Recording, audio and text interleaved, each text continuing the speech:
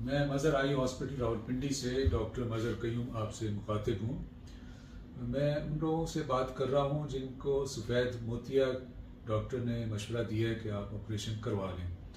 सफ़ेद मोतिया का ऑपरेशन यानी जब आपको मोतिया मौजूद है और ऐनक के बावजूद आपको पढ़ने लिखने में या ड्राइव करने में मुश्किल होती है तो करवा लेना चाहिए।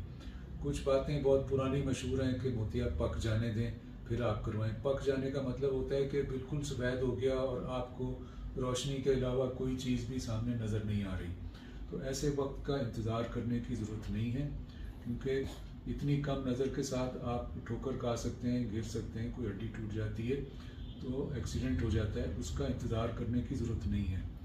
और दूसरी बात ये कि अगर बिल्कुल पक जाए तो उसके बाद काला मोतिया या काला पानी होने का भी काफ़ी ख़तरा होता है कि ये पके हुए मोतिया सूज जाता है और आँख का प्रेशर अचानक बढ़ जाता है, फिर इमरजेंसी बन जाती है और फौरी ऑपरेशन न किया जाए तो ऑपरेशन के बावजूद भी नज़र पूरी तरह बहाल नहीं होती।